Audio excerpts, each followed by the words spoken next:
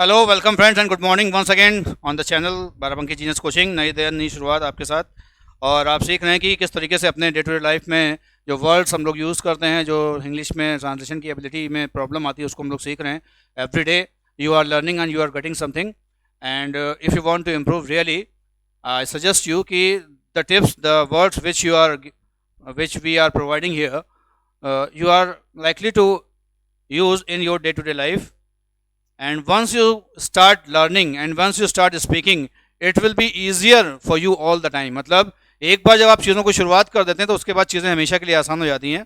But the important thing is the initiative. You have to take initiative very first, and it is you who is going to help you, and nobody is going to help you, support you in this world without your own efforts. मतलब ये आप ही हैं जैसे अपनी शुरुआत करनी है, otherwise there is no one who can shoulder you. मतलब शोल्डर का मतलब यहाँ कंधा होता है, कंधा का मतलब कोई भी आपका साथ देने वाला नहीं है until you start या until you take an initiative, simple as it is.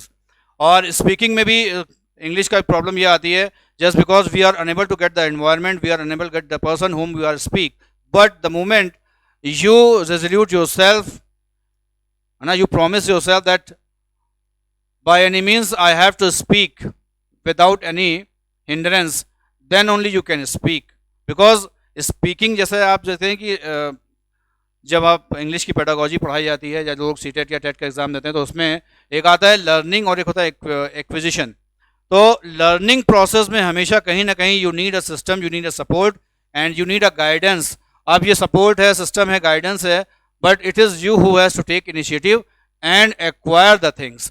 Learning doesn't need any system, but if you want to acquire का मतलब होता है कोई भी चीज़ आपको अगर हासिल करनी है then you have to make effort. Means कि कहीं ना कहीं उसके लिए आपको प्रयास करना होगा, and without effort you are going to get nothing.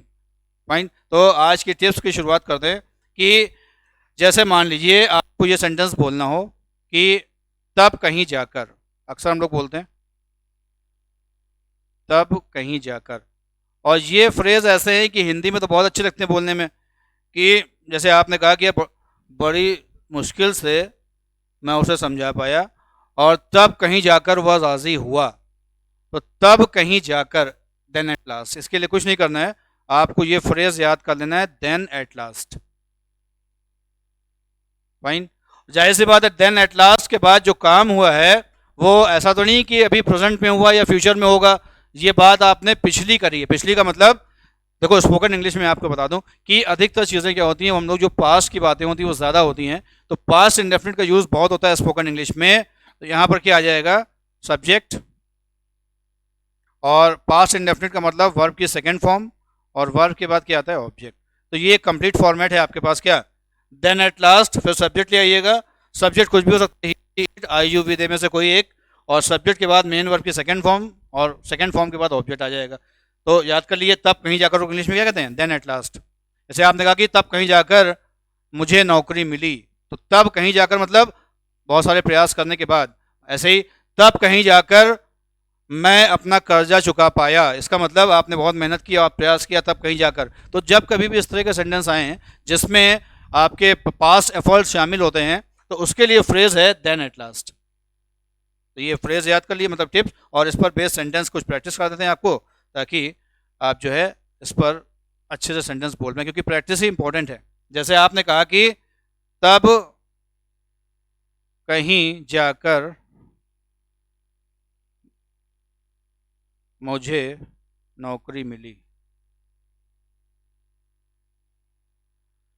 पूरा फ्रेज याद था आपको, क्या था, देन एट लास्ट। मुझे यानी कि आई, मिलने की सेकेंड फॉर्म होती है गॉट, आई गॉट जॉब। और देखिए, तब कहीं जाकर उसने अपना कर्जा चुकाया, देन एट लास्ट उसने यानी ही, चुकाने की रिपे होती है, सेकेंड फॉर्म हो जाएगी रीपेड, अपना कर्जा हिज लोन।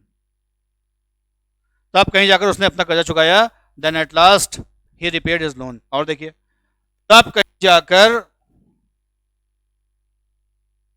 उसने मुझे माफ किया, तब कहीं जाकर उसने मुझे माफ किया। फाइन। अब बताइए क्या बनेगा इसका। बहुत आसान है। तब कहीं जाकर, देन एट लास्ट, उसने, ही, माफ करने की फॉरगिव होती है, सेकेंड फॉर्म हो जाएगी फॉरगिव, मुझे के लिए मी। देखिए अंग्रेजी बन गया आपकी, नहीं समझे? उसने मुझे माफ किया, then at last he forgive me. तब कहीं जाकर मेरा सिलेक्शन हुआ, then at last I got selected in the examination, या आई गॉट सेलेक्टेड। हाँ, और देखिए तब कहीं जाकर वह राजी हुआ, कैसे बोलेंगे? देन एट लास्ट, वह यानी ही, राजी होने का कन्विंस होती है, सेकेंड फॉर्म हो जाएगी कन्विंस्ड, और वह यानी कि ही कन्विंस्ड, या अगर लड़की है तो शी आ जाएगा, आपको पता है। तो ये याद रखिएगा कि देन एट लास्ट के बाद जो आगे का स्ट्रक्चर होगा सेंटेंस का, वो पास्ट में जाएगा, और पास्ट में मतलब वर्ब की सेकेंड फॉर्म, पास्ट इंडेफिनिट। क्योंकि स्पोकन इंग्लिश में अगर सिंगल सेंटेंस है, यानी कि एक घटना का जिक्र हो रहा है, तो याद रखिएगा हमेशा पास्ट इंडेफिनिट में ही बनता है, और कोई स्ट्रक्चर नहीं बनता उसका।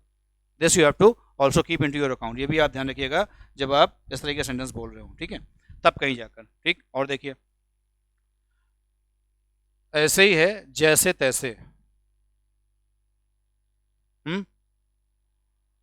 ये सेंटेंस बोलने में अच्छा लगता है, हम लोग हिंदी में अक्सर बोलते हैं कि यार मैं ट्रैफिक जैम में फंस गया था, पूछो नहीं, बस जैसे तैसे मैं कोचिंग पहुंचा, है ना? तो इसका मतलब आपने जो काम किया है उससे पहले आपने बहुत प्रयास किए थे, बहुत कठिनाई के बाद, एफर्ट्स करने के बाद वो चीज़ आपको हासिल होती है। तो जब कभी भी इस तरह का फ्रेज आता है, तो इंग्लिश में इसके लिए एक वर्ड है सम हाउ और दी अदर, सम हाउ और दी अदर। अब इतना तो पहले याद कर लिए, सम हाउ और द अदर का मतलब होता है जैसे तैसे, ठीक। इसके बाद क्या होगा? जाहिर सी बात है, इसके बाद जो होगा वो ऐसा काम होगा जो पास्ट में ऑलरेडी हो चुका है। मैंने अभी आपको बताया कि पास्ट में अगर कोई एक काम है, या कोई एक घटना है, या कोई एक इंसिडेंट का जिक्र किया गया हो, तो उसका जो टेंस होगा दैट इज पास्ट इंडेफिनिट। और पूरी दुनिया में पास्ट इंडेफिनिट ही एक ऐसा टेंस है जिसमें मेन वर्ब की सेकेंड फॉर्म आती है। पास्ट इंडेफिनिट का जो अफर्मेटिव सेंटेंस होता है वहीं पर आती है, अदरवाइज कहीं पर भी आप सेकेंड फॉर्म यूज नहीं कर पाएंगे इसके अलावा। तो याद रखिएगा, सम हाउ और दी अदर के बाद आपका सब्जेक्ट आएगा, सब्जेक्ट के बाद जो मेन वर्ब होगी उसकी सेकेंड फॉर्म लिख दिएगा, और वर्ब के बाद ऑब्जेक्ट आता है, आपको पता ही है, और फिर फुल स्टॉप, वर्ब की सेकेंड फॉर्म। ये इंपॉर्टेंट है इसमें, जैसे कम, केम, ईट, एट, ड्रिंक, ड्रैंक, है ना, बाई, बॉट, टीच, टॉट। तो जो सेकेंड फॉर्म है यहाँ पर हमें उसका इस्तेमाल करना है, और अगर आपको सेकेंड फॉर्म नहीं आती है तो कहीं ना कहीं इसके लिए आपको थोड़ा सा एफर्ट करना होगा।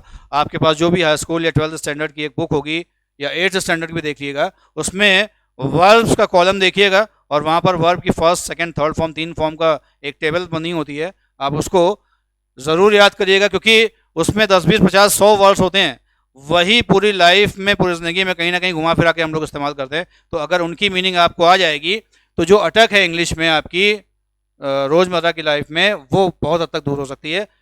और आपको जो सेंटेंस है मैं यहाँ प्रैक्टिस कराता हूँ इस रूल पर बेस्ड, ताकि इस सेंटेंस को आप बना पाएँ, ठीक। तो इसके लिए मैंने क्या लिखा था? जैसे तैसे, जैसे तैसे मैं, जैसे तैसे मैं कोचिंग पहुंचा। इसको आप इंग्लिश में कहिए सम हाउ और द अदर, सम हाउ और द अदर।